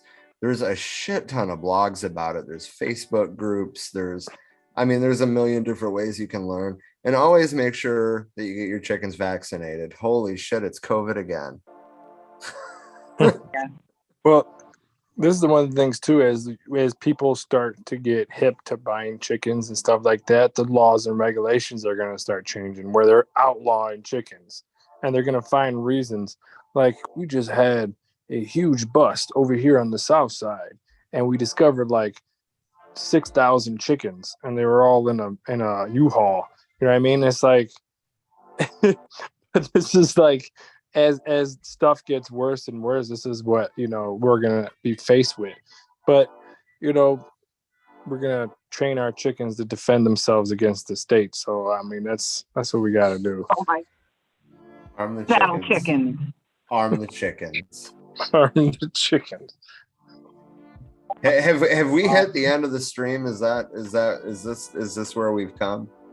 We're arming the chickens. The best gets the chickens are vegetarians too. Yeah. This is where everyone starts tuning in. You get like 1,000 views. You need an army of beasts to protect your chickens. Yeah. But speaking of this, like, is there a boots on the ground news? Was anything going on with the over there with the group you named after me? Well, we're actually probably going to be changing our name because we found out that the Rhode Island Coalition to End Homelessness uses the same acronym, and we do not want to be associated with them. They do like census type surveying of homeless encampments and feed the information to the state, and then the encampments get raided a couple days later. I don't want anybody to think that we're involved with them. And neither criminalizing it. They're fucked. Yeah. That being said, I think that we're trying to get something together next week for another boots on the ground action. We've been trying to do it every week, but we just weren't able to make it happen this week. So that being said, in other news, like, it's going to be taken to another level here soon. Early April, the warming center at Cranston Street Armory, which is where we've done all of our outreach with the unhoused community, is closing. And these people are going to be no better off than they were the day before it opened. Like, I mean, there's a lot of things that they're... What? How the fuck are they closing that already? Oh, because it was just a warming center that cost $2 million to open, plus however much Amos House gets paid to run it. And then the National Guard ended up basically running it anyway because Amos House was too short-staffed or whatever. The fuck? Yep. So yeah, that being said, there is a lot of things going on in that regard, and we're trying to figure out, like, where are these people going to go and how can we help them, basically. Like, I mean, if we can get them out of the city of Providence and into like pallet shelters in the woods somewhere, then they can probably live more or less undisturbed. But on the other hand, like, they shouldn't have to leave. Like, I mean, even without the warming shelter, they shouldn't have to leave Providence. But Providence has not been historically friendly to the unhoused community. So I'm going to say something hypothetical, right? And this is off the record. This is, so just imagine that there are these people who are making this policy, right? There's this very bad policy.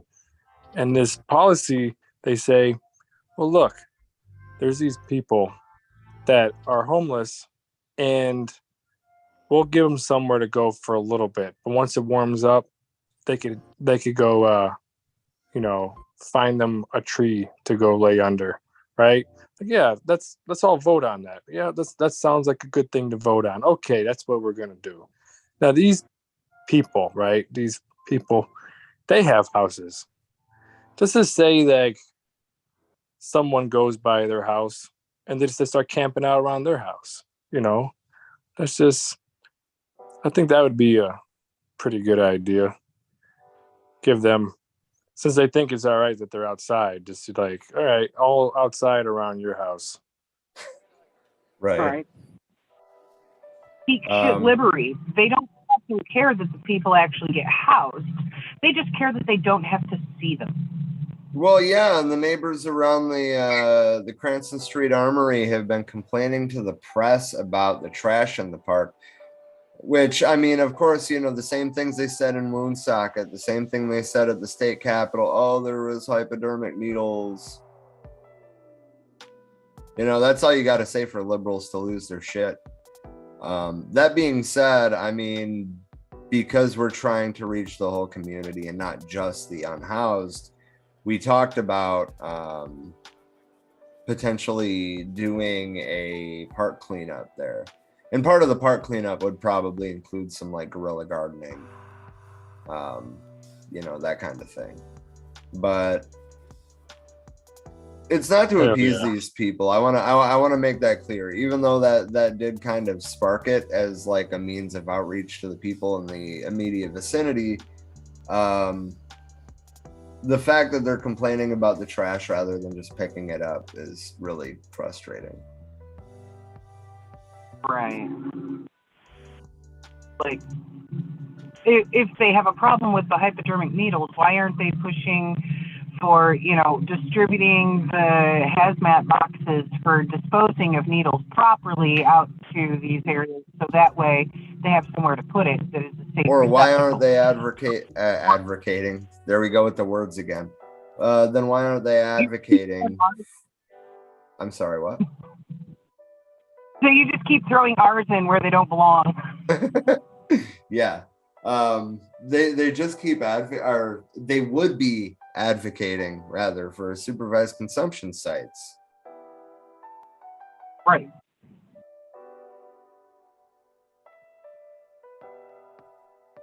Yeah, I just think you just think about all the issues that are coming out of being homeless, right? And how they only see it be a problem to them is when they affect, like you said, like if they don't have to see it, it's not a problem. Like think about like in San Francisco in the Bay Area when there's the petty bourgeois are like complaining about people using the bathroom like outside their facility, like on their sidewalks and stuff like that. But they don't want to let them use their bathrooms, and it's like there's so much like someone that's homeless that needs to use the shower or something like that. They go inside the gas stations or stuff like that to try to wash up, but everybody starts getting locked outside. It's like this complete level of inhumanity on so many different levels. Yeah. It reminds me of like the Hunger Games, it's like just locking people outside, like fencing these people into these, like where they want them to go. And then like open up the gates when they feel like open the gates is literally disgusting. And how people defend this, like, because it's not even just the capitalists. You have these people who look down on people who are homeless and say, well, you should have pulled yourself up by your bootstraps a little harder. Like, nobody told you to go off to war and come back with PTSD, and now you have struggling with addiction and you can't get health care because VA ain't shit and blah, blah, blah. You know, it's like the level of issues that come out of this country and out of this system are like endless. And the results that we see are just like pile up, like everything in which we listed. But then you bring up countries like Cuba, and there's no homeless at all. And they take away your freedom. Like, wait, what? What freedom? What are you talking about? Like, the freedom to starve, duh. Yeah, the freedom to go homeless. Like, wouldn't you want that? I'd love to know exactly what they're taking away by making sure everybody has housing and food and water, medical and care, and forest cover, free college. Oh no! Right. I want them to pay for the CRT. Sorry. Here we have cunts like DeSantis trying to fucking, push for bills of anti-woke, and try to criminalize teaching Black history as if it's not a solid part of American history.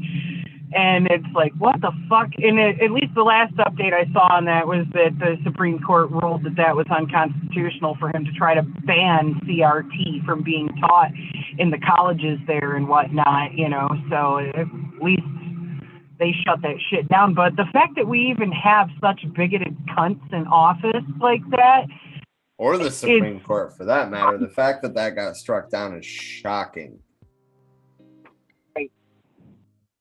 Right. Considering the cunts on the Supreme Court, yeah. Yeah. Do you know that in Florida it's illegal to feed the homeless? Yeah, there's like a 92-year-old man that's gone to fucking jail, or been arrested, I should say, like literally dozens of times because, every time he gets out of jail and he just starts doing it again. And eventually the cops will go arrest him and, he'll just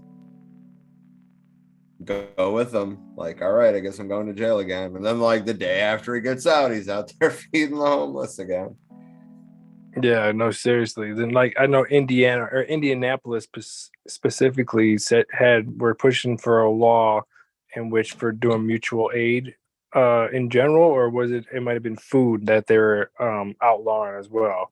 And then in Kansas, they were outlawing the having like a certain amount of roommates. Like, just think about that, right? You can't not being able to feed the homeless, provide food for the homeless, or not be able to have a certain amount of roommates, right? And what is their justification for it? Like, oh, well, we don't want you to feed the homeless a bad hot dog, right? Like, what the fuck? Like, so you're telling me you care? Like, if you really care, like, is that what you're saying? Like, we know that's not true. We know that this all goes back to the fact that, they utilize coercion and they utilize all these other aspects of economic violence to push people on the streets or make them work for nothing for $7 an hour. You know what I mean? Just to be starving anyways. Yeah.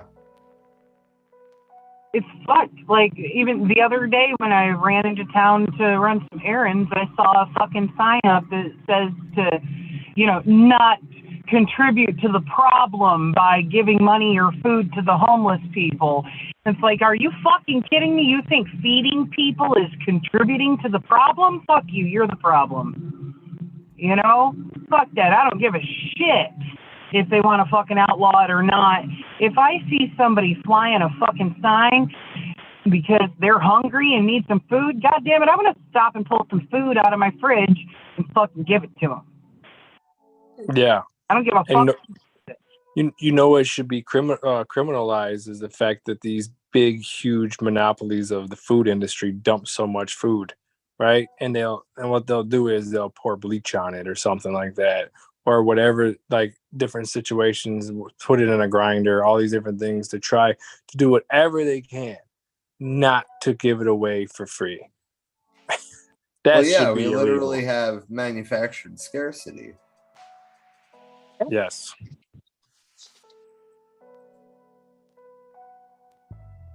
Fucked. It's all fucked.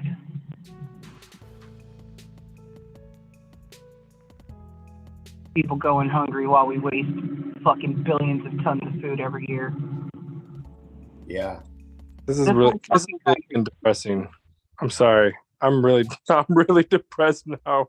Like we need to have this needs to end on something optimistic. How are we going to turn this around? The book tour. The book tour. Yes, there we go. Yeah. Give me just a second. I'm gonna pull up the link here and drop it in the chat. If you're on the East Coast, sign up for High Thurman's and Kwame's book tour. There's gonna be free snacks for everybody. No, that's false. But I mean, there probably will be at some of the venues, but the one you're going to, you're bringing the hot dogs. No. There is the link if you would like to donate to the fundraiser. There we go. That's what I was looking for. And excuse me. I need to bring back up the holy shit, Natalie. I just saw that thing that you posted in the group with the crumbling rail bridge, and that is terrifying. Anyway, that really threw me off. Go ahead. What? You have a poster for the book tour to share with all of the event dates? Because if not, I've got it up. I'm working on it, but if you actually, I have it right here. There we go. Took me a minute, but I found it. Okay. I was going to Facebook to get it. I didn't save it to my computer yet, but the 24th will be in Baltimore at Red Emma's Bookstore and Coffee House.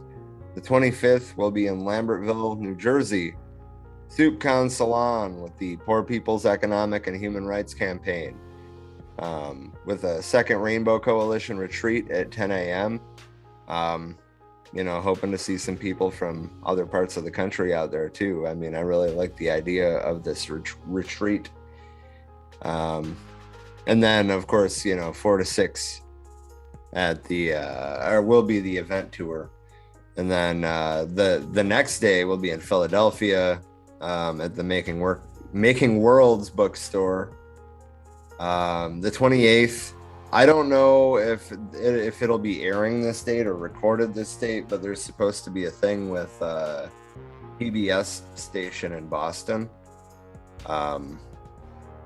which is pretty cool. Then the 29th is the People's Forum in New York City. And the 30th will be at Yale University in New Haven, Connecticut.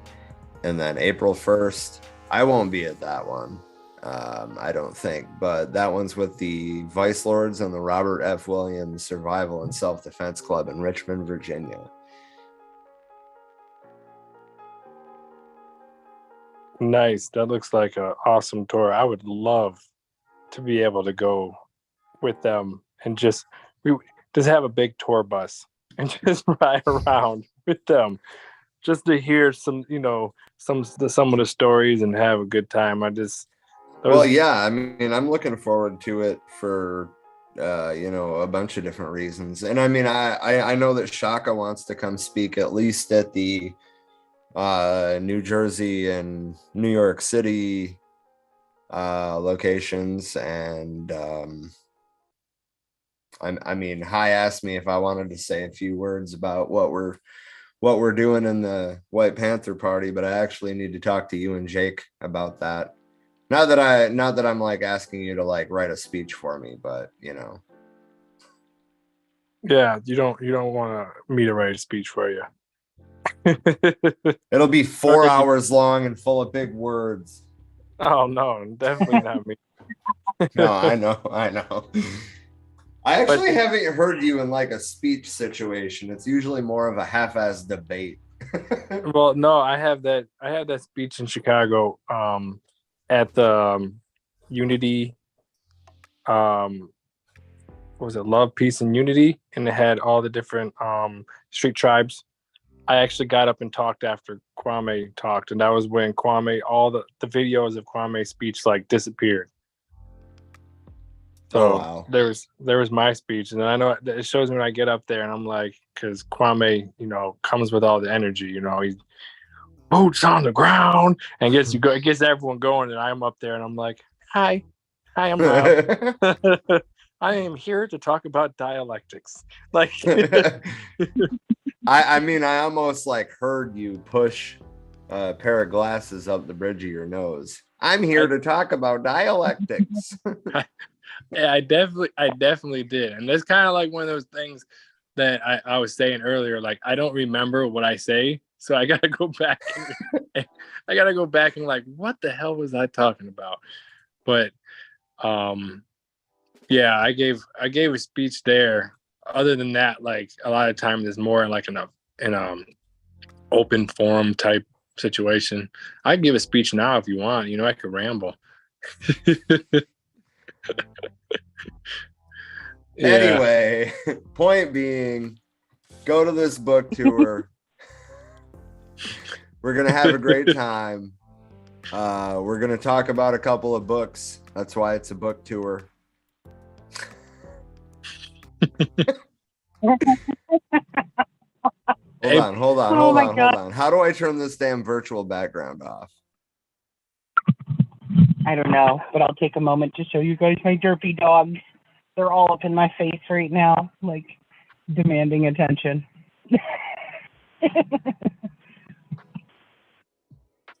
Puppy. I'm so confused. I don't remember how to turn off this virtual background. I can change it, but how do I turn it off? Oh, well, usually by clicking none. Yeah. I figured it out.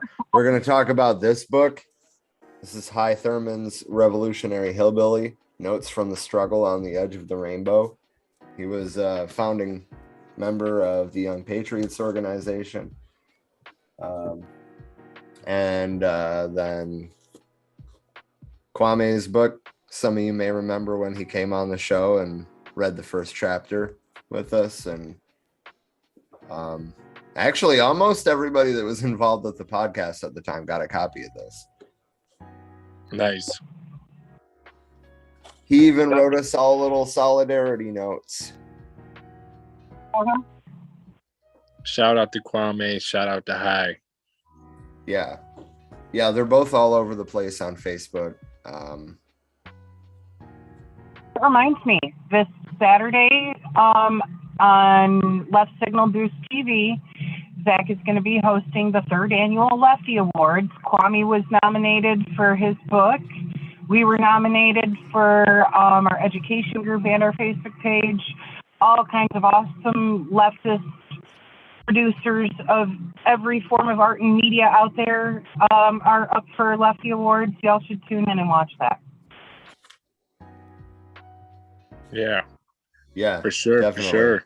I know the UPM is up for was nominated for best organization of 2022, and for We Are Many was nominated for, what was it, best page and best group. I think we won both of those last year, actually. Yep, we did. So, it'd be cool if you could help us win it again. Well, actually, the voting's already over. What am I saying? Right. A little late to ask for that, but y'all can tune in and see who all wins this year. And it's one of those things that it's not even necessarily about the competition. It's not a dick measuring thing. It's more to expose people to more leftist creators out there and help amplify the signal, because there's a lot of really awesome comrades who are part of the Left Signal Boost community, as well as others that have been nominated by those within the community. And it's a beautiful thing. It's a great way to discover some new people to follow and get some proper, education from, some good community building with and networking, and, that solidarity that we all fucking need. Yeah, for sure. Also, I want to give a shout out to Red Ink Community Library. Well, I can't say the last time I was there. The last time I was there to check out a book, I was also there on Red Books Day, but I found this little gem. Oh, right. I found this little gem. Free Huey with an introduction by Charles Gary. 1970. Haven't had a chance to read it yet, but I will be soon. But yeah, good find. Visit your local socialist bookstore. Yeah, a lot of people don't probably understand what the relevance of the Free Huey campaign was, but it's what really launched the Black Panther Party into like the international light, where it was where the powers that be really recognized how big of a threat it was because of how many people got on board with trying to get Huey Newton out of jail from under those bogus charges. I wanted to say something about real quick. I know we'll probably be wrapping it up soon, but there's a lot of stuff that we talked about, is relevant with Hy Thurman's book, with the how the Rainbow Coalition came together based off of like the housing issues that they were dealing with, and the housing issues in which we just got done talking about, and how this is something that really was able to bring people together, trying to find these issues in which we all are sharing from, all different walks of life. Because at the end of the day, all these people care about is that green dollar. They don't care about if you're white, black, whatever. They're gonna kick you out in the street if you can't pay their rent or whatever. But yeah, that's all I had to tie into that.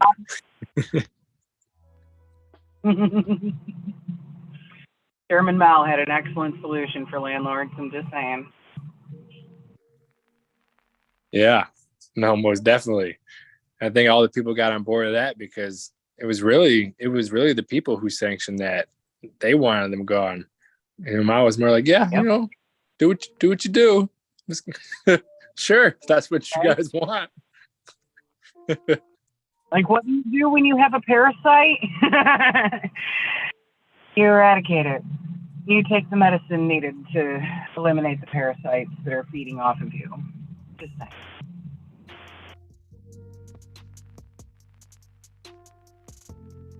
There's a social medicine for that. Oh, Zombies in the comments. Hey, how's it going?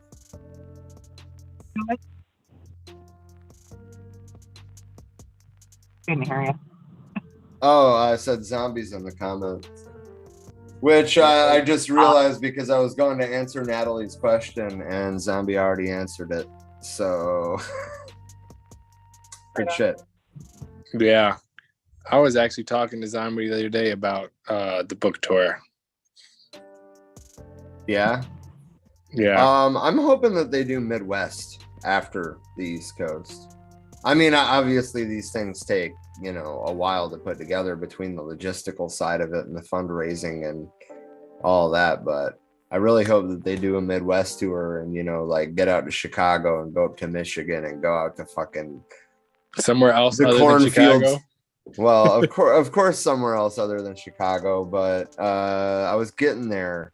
They can visit some cornfields in Iowa or, Kansas City, Missouri, or Milwaukee, oil fields in North Dakota. I don't know.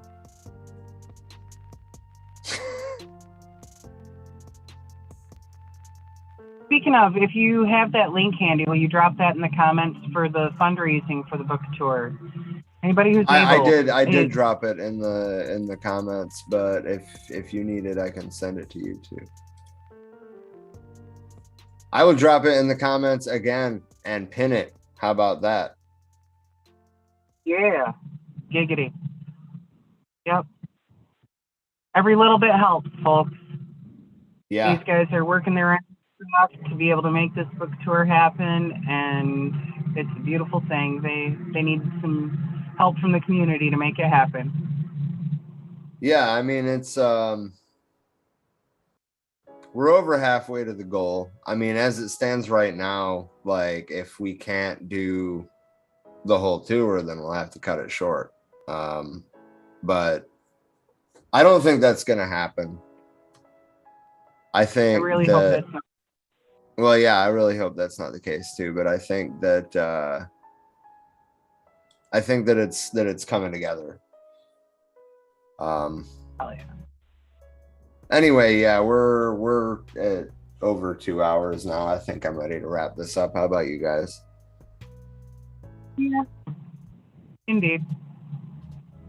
No, I can talk. I know my dogs are been bugging for about 10 shut minutes. up, Rob.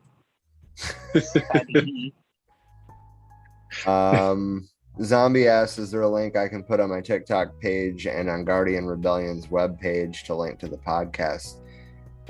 Yeah, there is.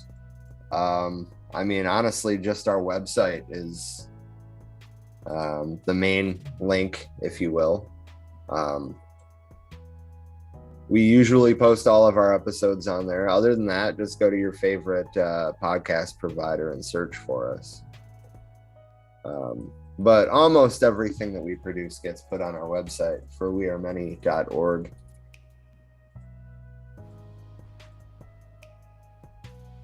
And if something doesn't, get put on the website, it's because I didn't do it. I have an idea. When you spend a day mass uploading. Yeah, it certainly has happened before. I have an idea for a topic for your show in the future. Are you ready for my idea? Before we go, I think that we should have the Council of Robs on as many Robs as possible. As many Robs as possible. Oh, we should bring on Rod too, just to fuck it all up. Yeah. I don't think you heard me, but we're going to have to call that episode for We Are Rob just for the shits and giggles. Oh, man. Everybody that was in the chat at that point will get that joke, but yeah. Yeah, inside joke, folks. Inside joke. Inside jokes about people that are no longer with us. Yep. I mean, like with us, not like dead. Yeah. Just to No clarify. For many reasons. But yeah. Of course, if you do want to help us out, we're obviously like not expecting everybody to just go out and subscribe to our Patreon. But if you like what we do and you want to support us, I mean, there have been times in the past where the only reason that we were able to pay the Restream bill, came from our Patreon supporters. So, really, like you guys that show up every week or every random time that we decide to do a stream, you guys are the reason we can keep doing this. So, thank you to all of our patrons. And, if you have a few bucks you want to throw towards it, then by all means, it's always welcome. Greatly appreciated. Yep. And we are on Facebook. We are on Instagram, TikTok, Twitter, YouTube, Twitch. And then there's other ways to donate. Actually, this is a little bit out of date. Our Twitter handle is no longer @ForWeAreMany2. We got enough followers to change it, so now it's ForWeAreManyPod. And then what was the other thing? Oh yeah, the Discord is not patron exclusive anymore. We were actually getting really good at using it for a while. It's a little quiet right now. But I am gonna drop the invite link to that in the comments too. Invite people, copy link, paste, boom. Okay. Yeah, that's in the comments too. And if you have any suggestions or want to, join the team, send us an email for wearemanypodcast@gmail.com. Until next time, I think that's all I got. Right on. Thank you everyone for joining us tonight. It's been fucking awesome as usual. All power to the people. All power to the people. All power to the motherfucking people.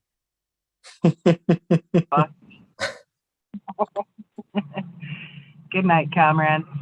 Good night. Good night.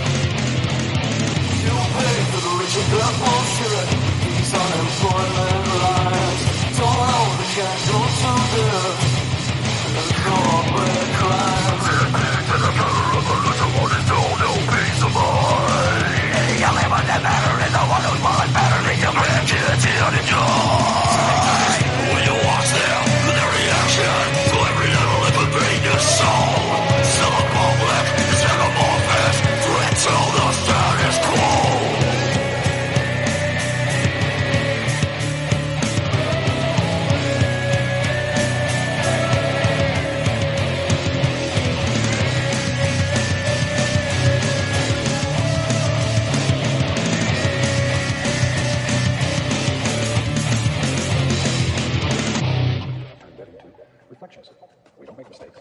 We have happy accidents. Just don't worry about it. Learn how to use what